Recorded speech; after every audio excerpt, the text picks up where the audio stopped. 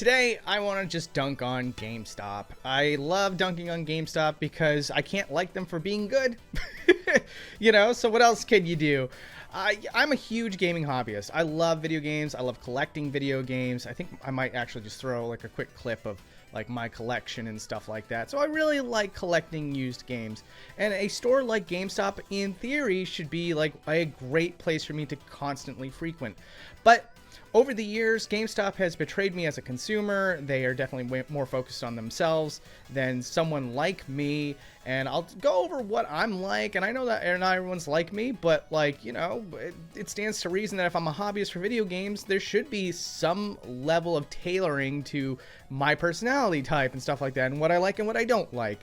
And GameStop is back in the news specifically because they're trying to do like a social media campaign of fighting against digital games.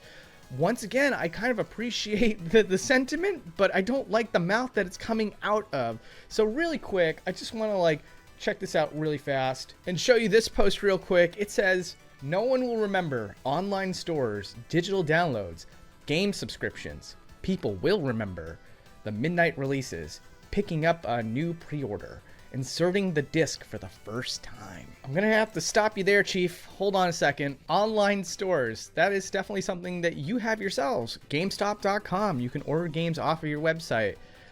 I appreciate that service. Sorry to say, things like Amazon, other online stores, they're awesome. I appreciate them for the modern age. eBay is a great one, Sorry to say, yes, going into a physical store is really cool. There's a culture there, and I appreciate that.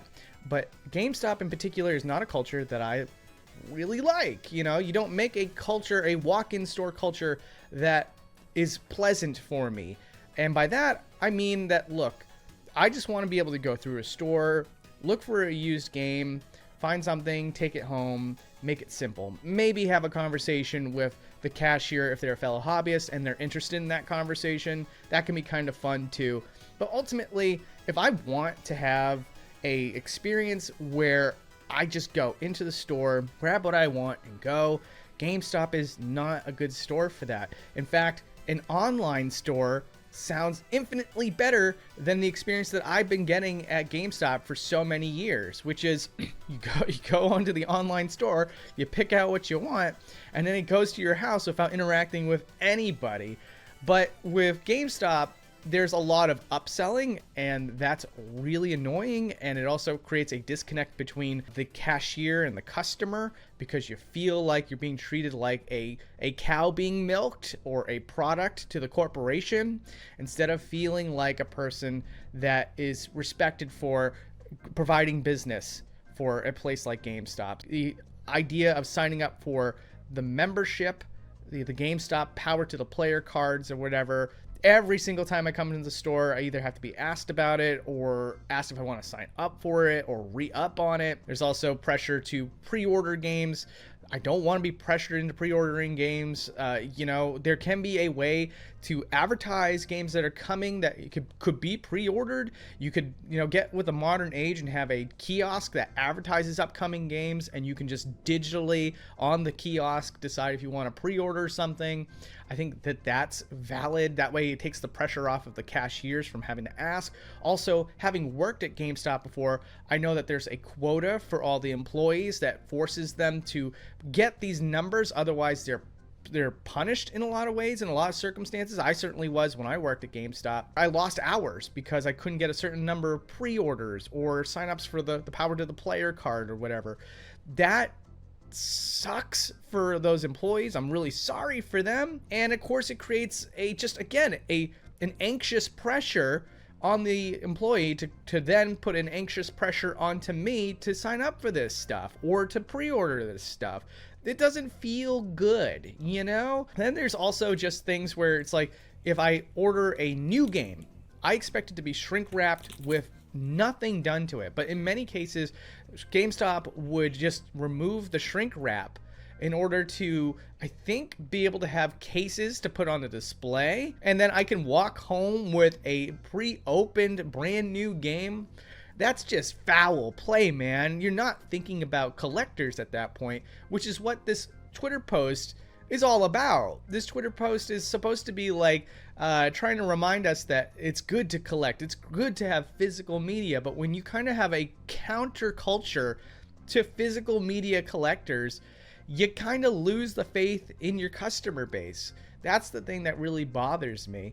And that's what, like, these posts, this is why these posts do not track well with people on social media. There should be a better business focus on, like, what can we do to make a comfortable experience for our players while also offering the services in a way that it works for the corporation and it works for the consumer. It's for the benefit of the consumer and not completely to the benefit of the corporation.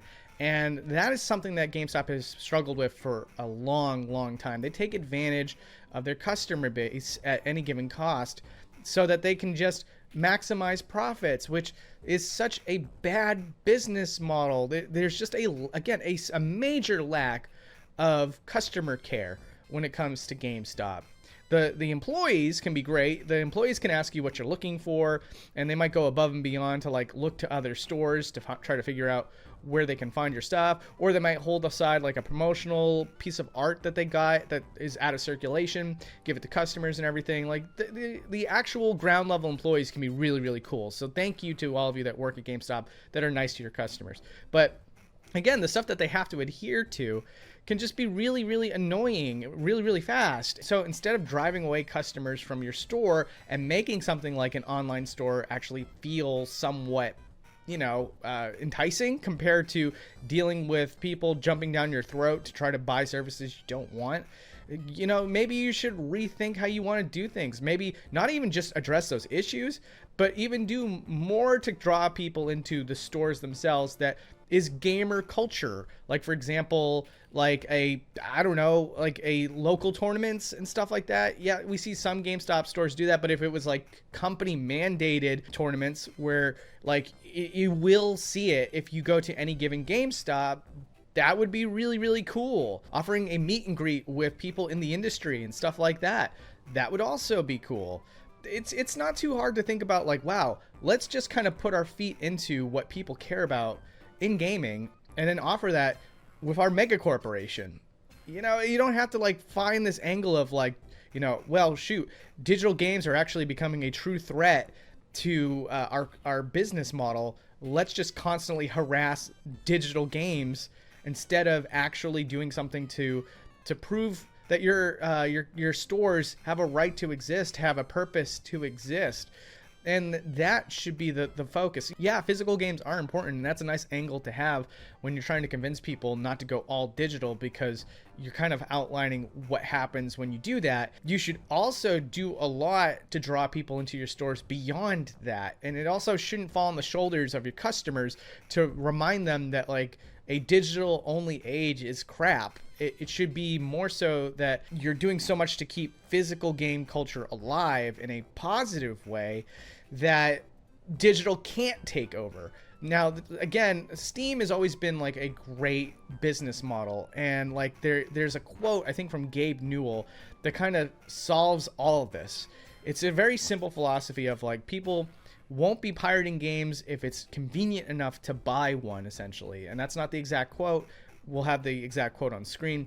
But like, again, the idea behind that though is that people enjoy going to Steam, they enjoy seeing the sales, and they enjoy putting their money in. Well, that's not necessarily they enjoy putting their money in, but they enjoy the experience going on to Steam. So Steam has done a lot to cultivate a very pleasant experience. Therefore, people will go on there, they will check stuff out, and then they might feel compelled to actually buy something, whether it be because there was a sale or because the game is just immediately available and the person was just interested in that. Now with GameStop, like I said, I just outlined a bunch of stuff that at best people don't care, and at worst people are really annoyed by some of the services that are forced onto their consumer base. If you did more stuff to draw people into the store with events or swap meets or something like that. I know swap meet sounds very counterintuitive to a business model, but frankly, like, a lot of mom and pop used game stores are utilizing this to draw attention to their stores, and it's working. So if GameStop was to do that as well, especially with games that are a little more out of circulation for them, like NES and Super Nintendo, I know that they're starting to do that again and like do like a curated selection of Super Nintendo and NES games. But let's be honest, if you can't fully commit to it, then people aren't going to think, I need to go to GameStop to see what's available for Super Nintendo. And on top of that, we all kind of have a lack of trust in GameStop for them to sell Super Nintendo and NES and Nintendo 64 games at a price that undercuts the mom and pop stores anyway. We kind of assume that you're going to be maximizing the used game value of those games at any given time, and that you're going to be on top of it even more so than mom and pop stores. So it makes us less incentivized to go into GameStop to try to buy those games from those stores. The point is that if you refocus, if you recontextualized NES and Super Nintendo games and made it into like a swap meet, those gamers probably still play PlayStation 5, Nintendo Switch, or Xbox Series X games. So they might even be intrigued by games that, you know, are current gen, and buy games from your store during a swap meet, or buy games during a local tournament, or buy games during a local game club. You know, like everybody comes together, talks about a game or whatever. I know that some of these stores are too small for those sort of venues. I get that. But there's some that are pretty big, and maybe those are the ones that you focus on.